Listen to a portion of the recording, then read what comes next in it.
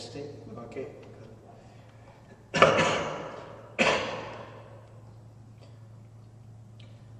Om Sahana Bhavatu Sahana Bhunaktu Saha Viryam Karva Vahai Tejasvinavadhitumastu Ma Vidvisa Vahai.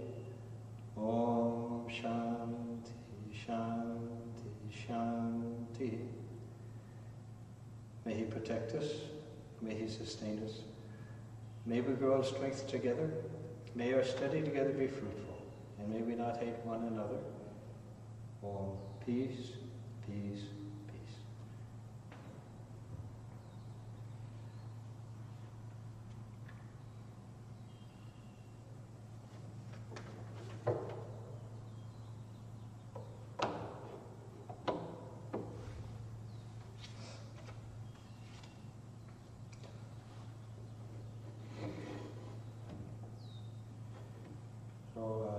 Good evening and welcome to the class. So we have come now to chapter 2 of the Kathopanishad. And it's in chapter 2 that the actual teachings begin. Like the Bhagavad Gita, the first chapter is just giving the background story, setting things up. And we had the story of Nachiketa, a little boy, that his father, Rajasura, was performing a sacrifice in which he was supposed to give away all his possessions as part of the sacrifice in order to attain heaven. But Nachiketa noticed that his father wasn't giving away all his possessions. He was giving away all his junk, all his old cows that had eaten their last grass, that couldn't drink any more water, and so on. And so then he became disturbed and wondered, what will happen to my father because he's not doing this correctly? And so he asked his father, to whom do you give me? And he kept pestering him, and the father got upset and said, I give you to Yama. So then Nachiketa, well, he went to the home of Yama, but when he got there, Yama wasn't home. And so for 3 days and nights, Nachiketa sat by the door without food or anything until Yama returned. Now, when Yama returned and found out that this little Brahmin boy had been there for 3 days without proper treatment, without respect as a guest, he was very apologetic, and he offered then. He said, because you had to stay here for 3 nights without food, I give you 3 boons. I'll grant you 3 boons. So the first boon Nachiketa asked for was that his father wouldn't be upset anymore, that his father would have peace of mind, and that when Nachiketa returned from the abode of death, his father would recognize him and accept him with love like before. And so Yama said, all right, he'll have peace of mind, he'll sleep well at night, and he'll recognize you when you return. Then the second boon, and Nachiketa asked how to perform a particular fire sacrifice, which could, when properly performed, could take a person to heaven. And so Yama told him, gave him instruction on how to perform this particular yajna, this particular worship. And Nachiketa was such a good student that then Yama said, in addition, from now on, this particular worship will be named after you, the Nachiketa yajna. So that was his second boon. Now then the third boon, though Nachiketa said that some people say that after death the person survives, and some say that he doesn't. He says, I want to know the truth about this. I want to know the truth of who we really are and what happens to us after death.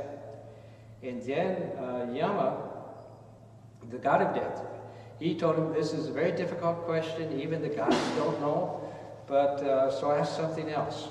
But Nachiketa said, no, I didn't want to know this. Then Yama began to offer him. He said, here's riches, here's progeny, here's cattle, here's long life, everything you could enjoy in this world, I'll give to you. And if you can think of anything that you'd rather have than all these things, then I'll give that to you. But Nachiketa answered and said, no, I know all these things are ephemeral. Even the longest life is in sooner or later.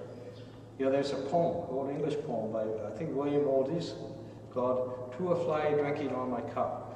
And it says that, talking to the fly, he says, talking about their lives, he said that both of mine and yours are the same. Yours a day, mine is no more, though repeated 2 or 3 score. For both alike, when they're done, have ended. And so this idea is that no matter even if you live for 100 years or 150 years or more, still it eventually comes to the end. And then it doesn't really make any difference. So Nachiketa said, I want to know that knowledge which is eternal, which is ephemeral. He also said that all these sense enjoyments and pleasure, they wear. And so I want to know what the truth is to this question. So this is then set the stage now for chapter 2. So just like in the Bhagavad Gita, the first chapter was about how Arjuna asked Krishna to drive his chariot out between the 2 armies so he could look and see who was there, and basically just set the stage for the beginning of the teachings. In the same way, the story about Nachiketa has now set the stage so that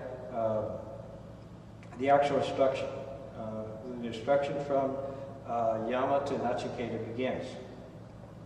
So the first one says, Anya Treyon Yadutaiva Preyaste Upe Nanarte Purusham Sinita Tayo Shreya Adadanasya Satu Bhavati Hiyatir Taja Upreyo Vrinite. So the good and the pleasant are 2 different things. They serve different purposes. Each is, however, a bondage, though not in the same sense. He who chooses the good does good to himself, but he who chooses the pleasant misses the purpose of life. And Swami Varadananda, in his commentary, then says, well, what is the purpose of life? The purpose of life is liberation. We are now caught in a cycle of birth and death. We are born again and again, and we also die again and again. But why? Because of our ignorance. We do not know our real identity, and thus we constantly have a sense of want. We always want something or other. Maybe we already have enough, but we are not satisfied. We want more. And no matter how much we have, we still keep wishing for more. We are never happy. But in order to have our desires fulfilled, we have to have a body. And to have a body means we must be born. Then again, just as night follows day, death follows birth. Thus we helplessly keep swinging between birth and death till we realize that our self is everything, and we have nothing to wish for. Liberation follows when we know ourself. The goal of life is this self-knowledge. This is the highest good, Purushartha, for human beings. This is what Yama refers to as the good, Shreya. There are some people who want nothing but self-knowledge. They are not interested in what Yama calls Preyaha, or the pleasant. They are intelligent and thoughtful people who shun the pleasant because they know that the pleasant is pleasant only for a while. Their only concern is how to get the highest good. This preoccupation is also a bondage, but it is a bondage that finally liberates. The path is difficult, but they prefer it in order to get the true happiness that everyone wants, the happiness that is eternal. The other group of people are those who prefer the pleasant. Such people are easily attracted by sense pleasures. They become happy, but only for a short while. The things they seek are ephemeral. So Nachiketa belongs to the first group. Yet Yama cautions him, for no one can be sure that he will not succumb to temptation. Eternal vigilance is the only price of liberty.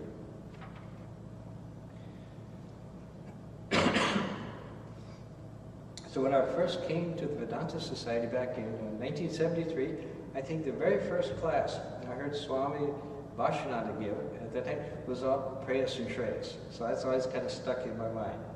But basically, what Yama is saying is that before each person, there's like two paths present themselves. The path of the pleasant and the path of the good.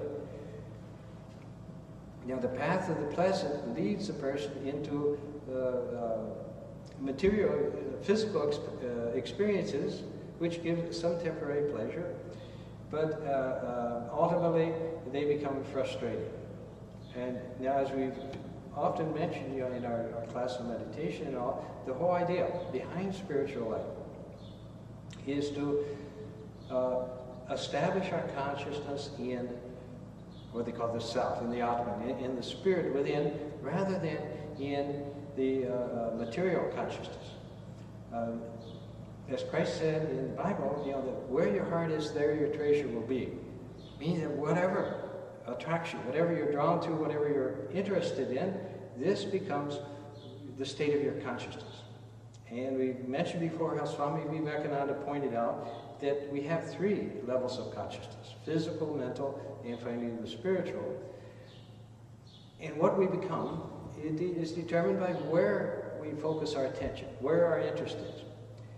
And so when our attention is focused on the material things, and this is the prayas. Prayas presents various sense objects. They say they taste good, smell good, look good, and it give us some enjoyment. But when our attention is focused there, our consciousness becomes then physical, and it becomes all of our happiness and all of our unhappiness then comes through our physical experiences. Same way with the mind, that the mind is there, it opens up a whole broader realm of experience, a whole broader realm of living, much higher state of living than just being purely the physical person. But even there, eventually it leads to frustration. So at the physical level, when the body's young and healthy, we get a lot of enjoyment, a lot of pleasure out of it. But later on, as it gets sick and old and injured or hurt, then you suffer because of that body. And the problem is that when you grab hold of the body, when it's pleasant, you get so used to being identified with it, that when it becomes unpleasant, when it starts to give you aches and pains and unhappiness, when it starts to lose its energy and ability, you're still holding on to it. And by then, you don't know how to let go. You don't know how to escape, and so then the person suffers. Now, the same thing is true even at the mental level, that a person is drawn to knowledge, say. Then he becomes a scientist. But eventually he discovers the kind of the limitations of knowledge. That we can physically, with our mind, we can only learn so much. If you go to practically any public library, you realize that in your whole life, you can never read all the books in that library. You go to a university library, it's even more so. There's so much knowledge there, but you have kind of a limited time, and the older you get, the more you realize that I'm never going to actually realize the truth. And there's always something else. In science, in most of the what they call aparavidya, the kind of the secular knowledge, in most of those, as soon as you answer one question, another question comes up. And like that, it's a continual process. And often, the things that you were taught, the things you believed in, in college, suddenly somebody comes up with a new theory, and all that's thrown out the window, and something totally new is there. And so your knowledge is constantly changing, constantly growing, and you can never hope to really master anything. I think for doctors, they say there's something like 30,000 medical journals or something. It's just impossible to keep up with all, particularly now with the information technology. It's just impossible to keep up with all the things that are being learned and discovered and so forth. So the tendency now, I think, in education is that people get a very narrow field and they become experts in that field, but they don't have the general knowledge. You know, they become like one devotee I know. He's from Pennsylvania, Pittsburgh. He was an expert in the foam they use in car seats. I mean, that was his whole specialty, and he knew everything there was to know about the foam you put in car seats. But like that, people get narrowed down the one, and out of that you build a career. You know, out of that you can get a job. But often, the broader, the general knowledge is often kind of lost and forgotten. So everything becomes kind of specialized. So even at the mental level, even though it's much vaster than just purely physical existence, is still the person eventually runs into frustration, runs into the realization that I'm just never going to be able to understand it. As Shama Krishna said, you know, the ant goes to the hill of sugar, and he takes a grain of sugar, and he says, okay, next time I'll get the whole pile. But like that, he said, this is human knowledge is like that. We get a little bit of knowledge, and we say, oh, but next time I'm going to get the rest of it. But we never do. And aside from the fact that by its very nature, human knowledge, or secular knowledge, is kind of an endless process that we can never really reach the end of. Aside from that, also, even the brain, the mind itself can deteriorate. You know, once in the bookstore, back in Hyde Park, one of the neighbors came in, and he was a retired professor of Jewish history at the University of Chicago. And when I was talking to him, you could tell he was very erudite, very learned, but he had started to become senile, so it was all just jumbled up. But you could tell, yeah, he really knew a lot, but now it had just become all jumbled up. And like that, when you attach all your importance, all your life on either the physical body, like athletes, they train and train and train, and then by the age of 30, you know, they're over the hill, and they go down. Same way, even intellectuals, there's always this limitation that they can never know everything that's going on, and even the brain itself can gradually deteriorate. So the path of prayers, of trying to find satisfaction, either in the sense enjoyments or even in the mental enjoyment, this always leads to frustration. But the path of Shreyas, which leads towards the awareness of the underlying spiritual reality of things, this always leads to satisfaction, joy, and happiness. And in fact, if you can connect even a little bit with that presence, with the spiritual part within, you discover it's what gives the joy and the inspiration to whatever you do. So that you begin to find that out of that connection, out of that contact, comes an inspiration and a power and a guidance, which then starts to move you through life, and then what you get from God, from the hands of God, and this is normally on the path of prayers, we're grabbing the universe. We're grabbing things and then saying, I want this and I want that and I want it to do that, and we're always kind of struggling with things. But as you begin to kind of let go of that and just kind of stand back and say, thy will be done, then you find that things begin to unfold, and they're kind of wonderful things, and they bring with it satisfaction, because you're beginning to find the source of your happiness, of your joy, of your satisfaction, of your sense of security. Everything's okay, everything is fine. That sense starts to come only when you start to make some contact with the divine presence within. And then you'll see that there's a process you go in with your meditation and all, and things like that, and you make touch, you get some little contact there. Then, when you open your eyes, when you come back out, the world is gradually beginning to unveil the underlying divinity that's there. And you then find joy and satisfaction and love and peace in all your experiences, but you're not depending on the experience for that. In other words, you're not loving a person, oh, because they're beautiful, because they're well-dressed, or they look nice. You're beginning to sense the underlying unity of things, and the love is coming out of that. It's not depending on that. In other words, a person who's kind of spiritually become a little bit, developed, is happy in every situation. Whatever situation comes, fine. That's good. He finds happiness, he finds peace there, he finds joy there, satisfaction there, because he's finding it within. And then it's just, you can find in any job, in any situation, in anything, he'll find happiness. So this is, as Yama tells Nachiketa, that there are these two paths, these two roads that open up. And the good and the pleasant, and they are two different things. They're going in different directions, for serving different purposes. And he mentions that each, however, is a bondage, though not in the same sense. He who chooses the good does good to himself, but he who chooses the pleasant misses the purpose in life. Now it says here that even the good, the Shreyas, is a form of bondage. You see, what that means is the Shreyas, this path of the good, means, okay, I'm seeking God, but I don't have Him. And this is where the bondage comes in. You're denying it. Oh, it's not here, I don't have it, it's missing, but I'm seeking it, I'm trying to find it.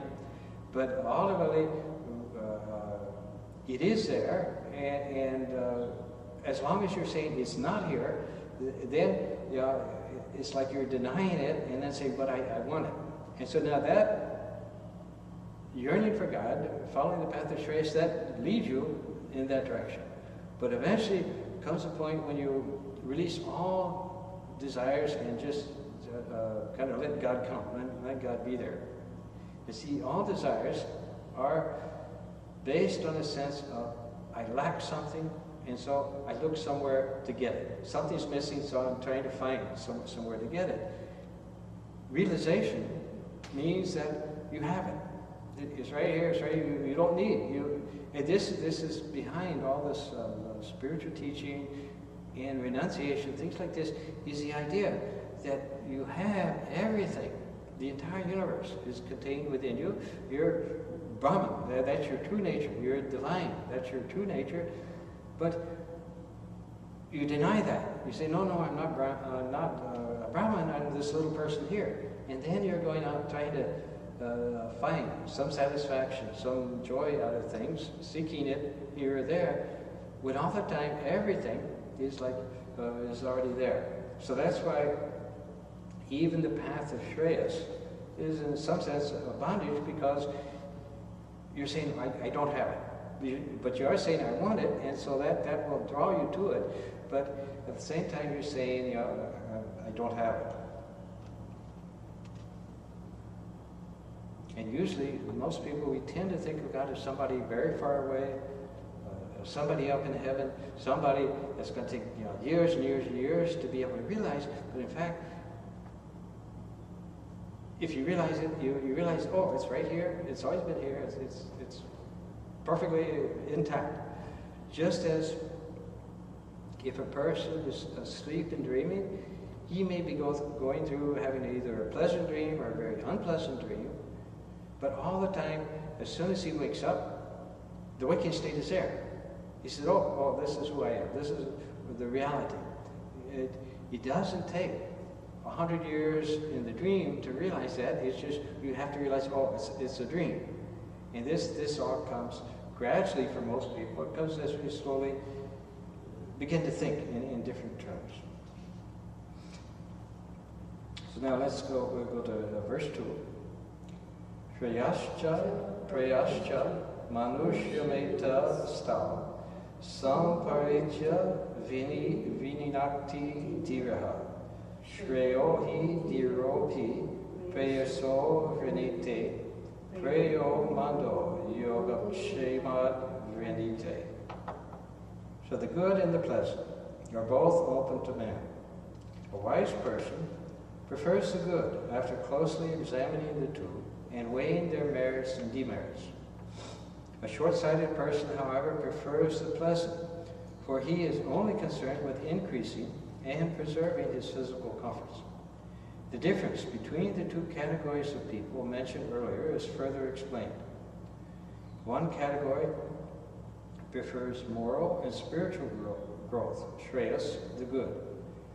It is called the good because there is no doubt that it is the good ultimately. The path to the good is not at all easy. It is beset with hazards and hardships.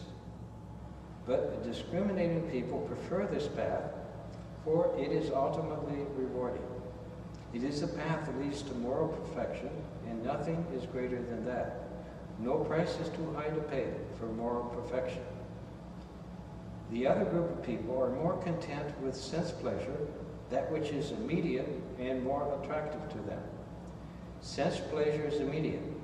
Moral perfection is remote.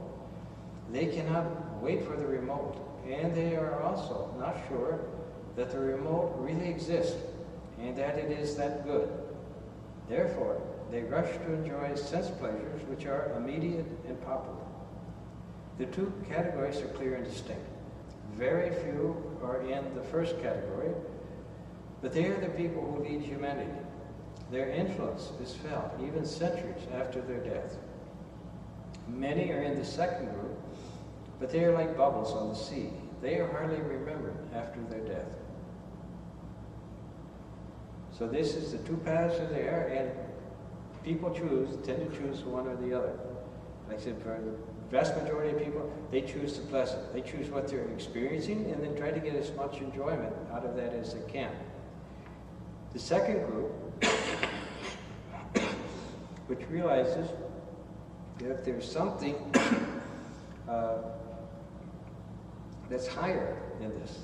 They're following the path of Shreyas, trying to find that higher truth which is not apparent, which is not experienced physically, of which we are not aware of physically, but they sense that it's there. And so they begin to search within rather than outside through the senses and the experiences there. They begin to look within their own inner consciousness to try to find that truth. And so they're moving in the right direction. The path of prayers, it gets you deeper and deeper and deeper into the matter, into the kind of human bondage, being just human physical beings, whereas the path of prayers, Shreyas, starts to pull you kind of back out of it. And eventually, but like I said, in first, the great difficulty is that the physical, the prayers is very concrete, very real, and definite, whereas the Shreyas, or the presence of God, this is something kind of vague and abstract, something that we don't have any experience of. And this is probably the greatest obstacle, is that people, they are willing to work tremendously hard in order to achieve success in the world, because they can see the value of it. They can see, yes, to have a good career, to have a good home, a good family, and a nice car, and all these things.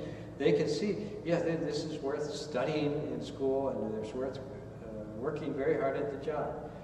Whereas even people who are kind of drawn to the religious life, often they don't have that. And for the people who kind of worldly, there's a real strong drive there. Yeah, I want to be a middle manager. I want to get into management position. So work very, very hard. That intense desire, that intense drive is there that will lead to success. But when it comes to religious life, often even then people are often doing it with a sense of this is what I should be doing. But they don't have the drive. They don't have the need. Ramakrishna said that if you ever feel the need for God, then you'll know He's not far away. But somehow you have to go through that transition of having all your needs externally in the physical world to begin to feel this inner yearning, this inner need for something beyond that.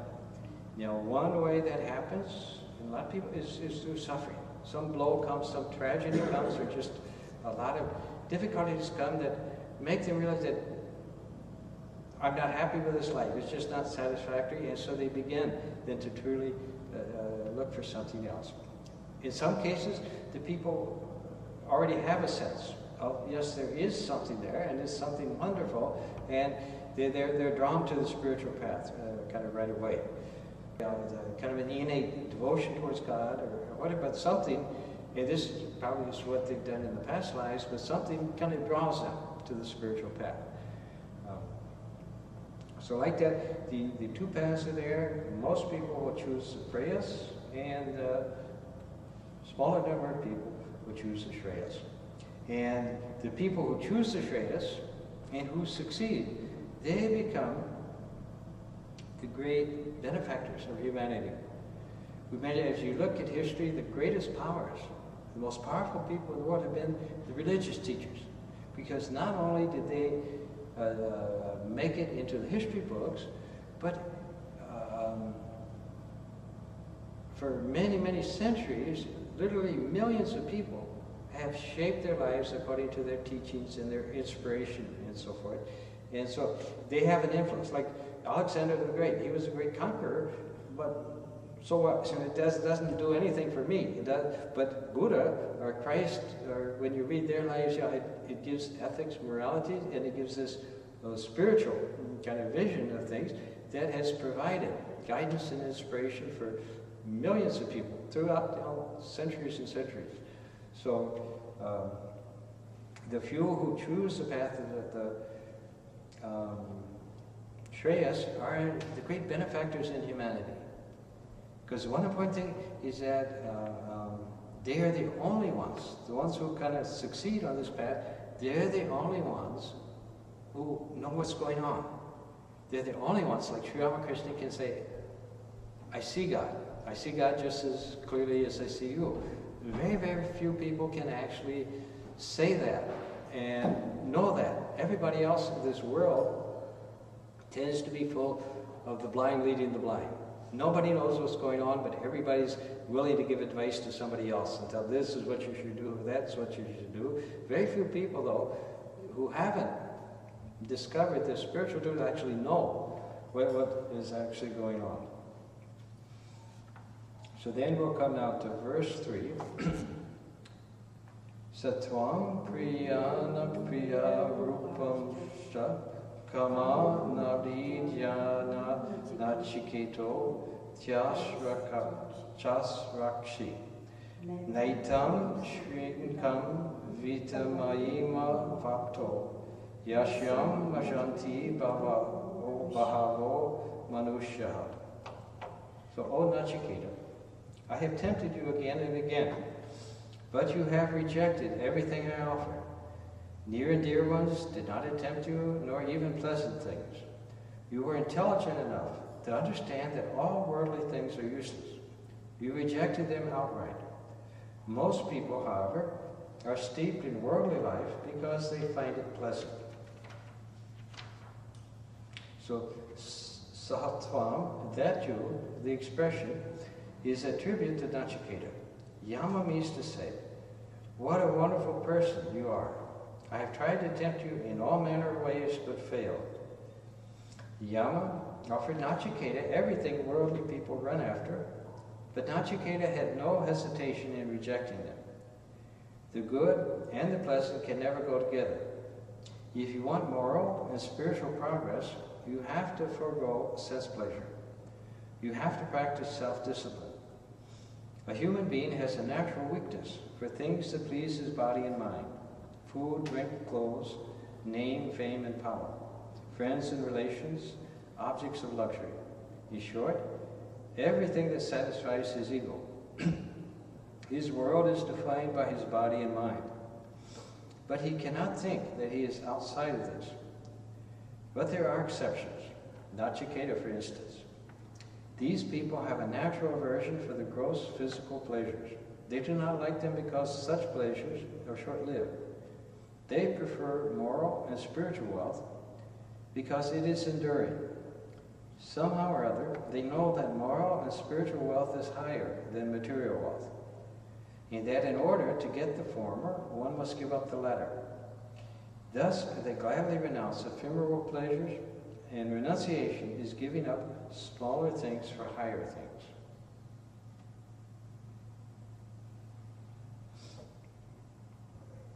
So this is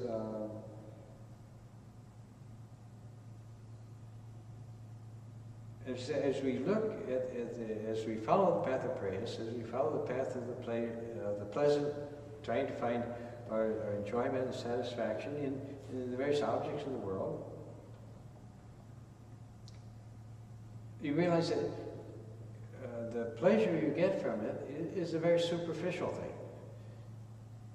And after a person has gone somewhat on the path of Shreyas, the good, towards the spiritual knowledge, he begins to see the distinction.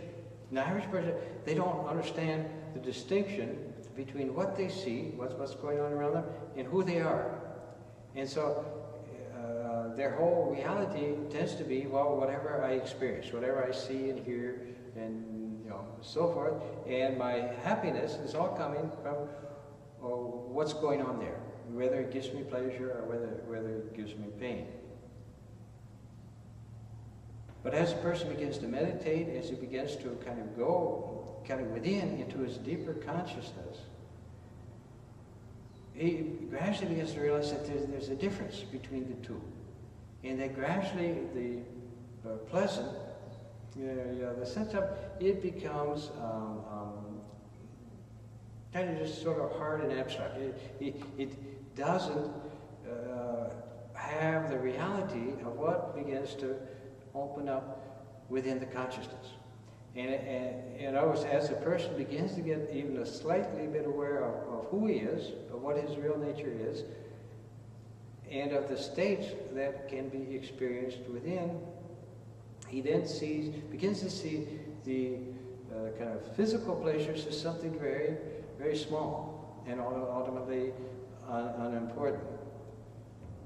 Or even the person who's gone to the mental level, let's say the scholar or something, he's not so much interested anymore in physical enjoyments, going to discos and things like that.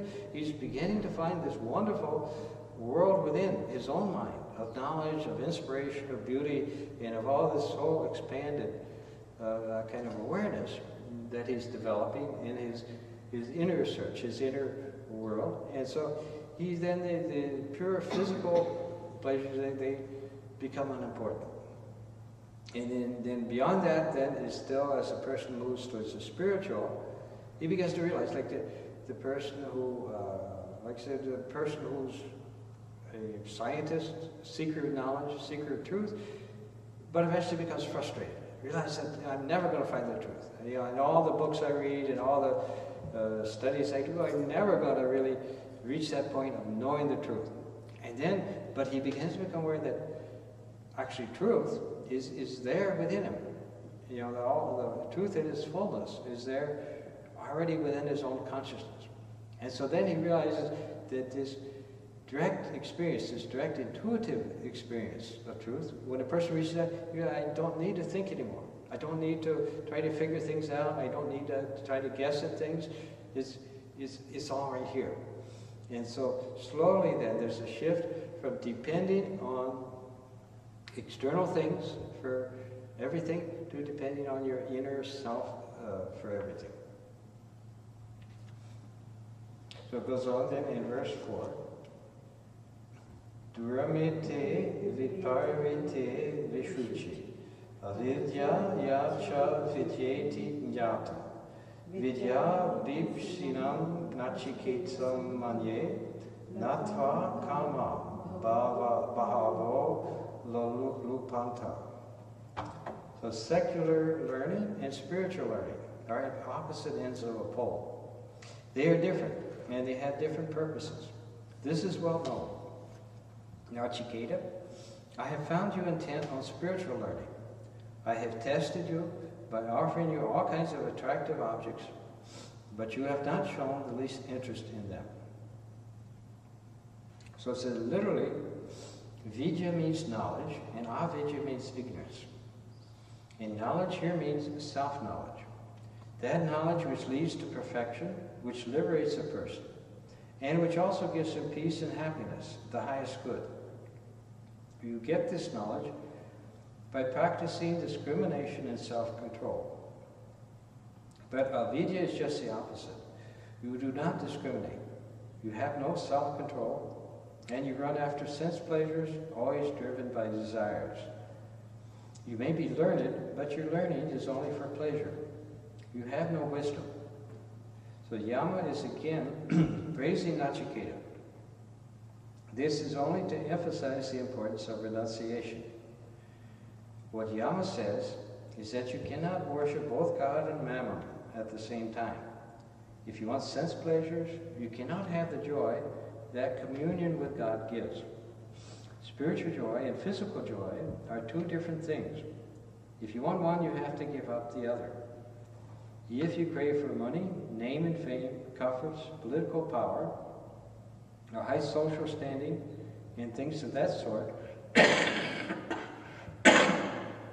that means that you are not interested in the pure joy of the company of God. You are following avidya, the path of enjoyment. Vidya, the path of renunciation, is a rather hard path, and it does not suit you. Is no compromise possible? Yes, it is possible if you feel that whatever you have is for God. That is, if you feel that you are not the master, that God alone is the master. Non-attachment is the chief characteristic of this attitude, and non-attachment is only another name of renunciation, which Yama is praising in this verse. So as we were saying there's a difference between secular learning and spiritual learning, and between secular knowledge and spiritual knowledge. In this secular knowledge, as we mentioned, it always tends to end up in frustration. That a person realizes you just can't read all the books that are there, you just can't know all the things there are to be known, and as you pursue truth, you always find that it's like one step ahead of you. You think, okay, this is it, but then something else comes up, and now you realize, oh no, there's something else here, and it just kind of keeps going and going. And often, secular learning, in secular learning, there's no relationship between secular learning and a person's character. A person can be an excellent chemist and still be a really crummy person. It doesn't matter at all. He's just, as long as he's got the knowledge of chemistry, as long as then he'll be a good chemist, although he may be a terrible person. On the other hand, spiritual knowledge only comes as a result of a transformation in consciousness. A person with spiritual knowledge, and this by spiritual knowledge is not meant what you get out of the scriptures or reading books about it, it's what kind of unfolds within. Spiritual knowledge, a person can have that and still be a kind of a selfish, bad person, because the two are incompatible. And so in secular knowledge, there's always this kind of search for something that's always just out of reach, always just unattainable. But in spiritual knowledge, gradually there's an unfolding. That secular knowledge you get from books, you get from going to college, you get from listening to lectures and talks and things. Spiritual knowledge, true spiritual knowledge, is something that is revealed, that is unfolded from within your own consciousness. It slowly begins to reveal more and more of the underlying reality of things. In the realm of secular knowledge, you're not dealing with reality. You're dealing with what's called Maya, you're dealing with the world as it appears. And then you can figure out, well, this happens because of this here, and like that, you can figure out what's going on within Maya, but you can't ever get to the underlying reality of things, the ultimate truth of things.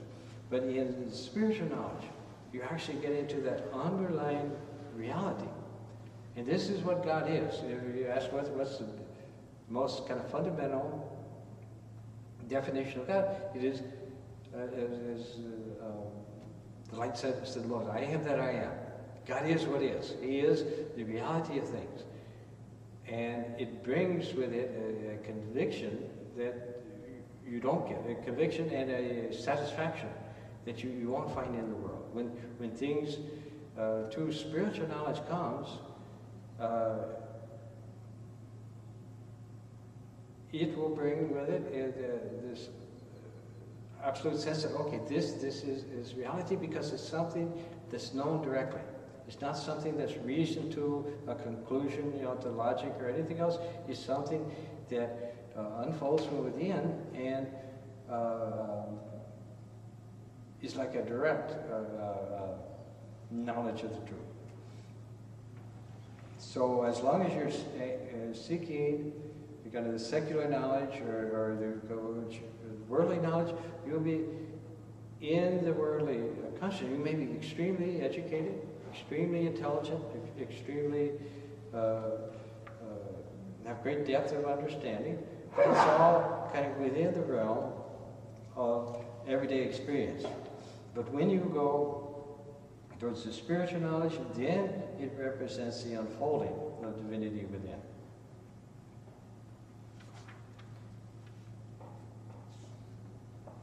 Now he mentions here that is it possible to have a compromise between Vidya and Avidya, between Prayas and Shreyas? And he says that yes, it is possible if you feel that whatever you have is for God. That is, if you feel that you are not the master, that God alone is the master. So non-attachment is the chief characteristic of this attitude. Now this, as Sri Ramakrishna said, it's very difficult to get rid of the ego. He said the ego is like the scum on a pond, that you can kind of move it around and you can see the water for a minute, but then automatically it'll all come back. In the same way, in meditation or something, you may get a glimpse of the light or something else, but then your ordinary, everyday mind, it kind of all comes back, your ordinary thoughts, everyday thought, all these things kind of come back and they cover it up again. And so he said it's very difficult for people to really go beyond that ego, that sense of separate individual self. But he said, what you should do then is to cultivate what he called the ripe ego. Now the unripe ego, he says, I'm so-and-so, I'm so important, I know so much, I have so much money, I have this, I have that, and that's Shalkrishna called the ripe ego. But or the unripe ego. But the ripe ego says, oh, I'm the servant of God, I'm the child of God, I'm just an instrument in his hands. And this then changes the whole relationship. The things from being, I'm in charge, I'm the most important person, I'm getting everything, to the sense that, no, I'm just the child of God, I'm just the servant of God, and he's the real doer. With that attitude, then gradually the strong grasping of desire, it gradually wears away. And you begin then to attune yourself to connect with the divine presence within. And this then gradually purifies the mind so that gradually the God becomes more and more of a reality, more and more of a presence, because you're getting out of the way. See, as long as we, in our individual self, or personally, as long as we're in center stage, then God doesn't get through. But as we start to kind of eliminate that, then God begins to flow through. And eventually the person who thinks he's the instrument of God, he's just the servant of God, gradually it's God's power, God's will, that is what begins to flow through the person.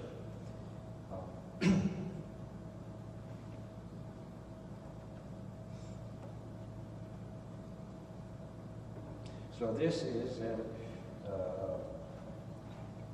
one way by which an ordinary person can gradually get the attunement. See, when you read about renunciation, the idea that, you have to give up all these sense pleasures, things like that, it seems very difficult, very hard, and it is for most people. But what tends to happen is that somehow you get on the spiritual path, somehow you start to get a little benefit out of it. You start to say you meditate every day, and you start to, suddenly you're starting to feel, instead of resisting it like you did in the beginning, you start to feel, this is pretty good. It makes me feel good. I'm feeling peaceful. I'm feeling happy. And then as you go on, you may get a little glimpse of something there, a little sense, yes, there's actually something here. Now this then starts to bring conviction. Up to that point, you're thinking, okay, the world is real and God is kind of some idea that He's probably there, but I don't really know. But if you can get a little bit of experience, then now you start to see, oh, there really is something here. And you start to realize that what's coming out of this is something very good. And then naturally, just naturally, your desire for kind of worldly things, it'll just disappear. It gradually wane away because you found something else. You found something higher and better. And the idea of rushing out, when you've had really good meditation things, the idea of rushing out in the world and trying to make a lot of money and things like that, that driving force, it's just not there anymore. It's because you're finding, oh, I'm happy, I'm at peace, I'm enjoying myself, and slowly then it's changing. So at the beginning, it often seems very difficult, very hard for most people to kind of withdraw their attention from external things and start to try to develop the inner life. But in time, the person begins to find, oh, this inner life, this is what is completely satisfying, and at the same time, as you're starting to really enjoy that, you're starting to just kind of lose interest in other things. Basically, what happens is it's like a child. In the beginning, if you take away a child's toy, he'll cry. He'll get very upset and he'll cry. But when that child is an adult, you can take his toy. It doesn't matter to him anymore. He's outgrown it. St. Paul said, that when I was a child, I spoke with the words of a child, but now that I'm an adult, I speak with the words of an adult. You gradually, as you develop along the path of Shreyas, you simply outgrow the need, the dependence for things of the world. It doesn't mean that you hate things or that you get angry about them or afraid of them. It's just they start to kind of lose their meaning, and most importantly, though, you don't depend on anything happening in the world for you to be happy. You realize that, oh, I'm completely happy, completely content with what I've got, and if good things come, fine, I enjoy them, but if they don't come, I don't miss them, I don't think about them. And the same way, bad things come, and they say, okay, you just kind of wade through it and go on. The world doesn't affect you or destroy you or upset you the way it did before. There's something, a joy and a peace and kind of happiness that you're finding that with you, and then the sense. See, desire, as we said, is based primarily on a sense of lack. Something's missing, so I've got to get something. I've got to get more money, or I've got to get this or that, better friends or something, but I'm lacking something, and so I'm trying to find somewhere to get that. But now as you start to develop along the spiritual path, that sense of lack, that sense of I'm missing something, that goes away. That starts to go away, and you feel, oh, I'm actually okay. Things are fine. I'm perfectly okay. And then you're in the world, but you're not of it. You're in the world, but you're not kind of depending on it, or depending on other people to make it. And so on.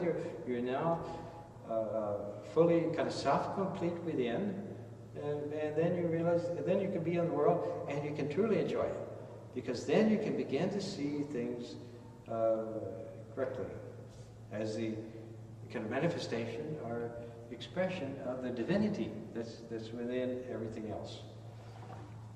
Okay, so we will stop here. Got through the first four verses.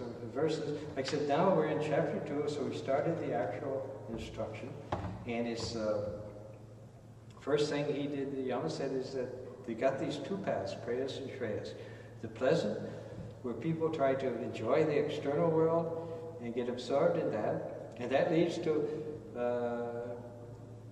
birth and rebirth and birth and rebirth, and like that, going in a continuous cycle. Or the path of the Shreyas, where the person is starting to move towards the reality of his own being and the reality of God. And so the one, he said, Yama says that the one, he leads people under my control again and again. Person's born, he has all kinds of desires that he's trying to satisfy. Then he dies, but he's still got desires, so he wants to take on another body and enjoy some more, and like that he keeps going. But the person who is on the path of Shreyas, he's going back towards the reality of the being and eventually finding that by his very nature, he's the whole universe. He contains everything. There's nothing that he is not, because Brahman, that underlying reality which is within each person, is the ocean. Everything else is like waves in the ocean. There could be a million waves. Brahman has all those waves. And when we become a wave, then we say, okay, I'm this wave, and I'm going to grab that wave and that wave and that wave, but it's all very small. When we get back into the awareness of the reality, then you realize, oh, I'm one with everything. What do I need? Why do I need to take on a body and become a king or an important person or this or that? Everything is here. And so that's the path of Shreyas leads to that direction. The path of Preyas leads to becoming, kind of small and getting all, having this continuum and series of experiences. So any questions? Okay. Then, right now Swami Varadananda is in Ganges. Tomorrow he'll give a class there on meditation, but then he'll come back tomorrow, and so he'll do the Sunday talk here. Then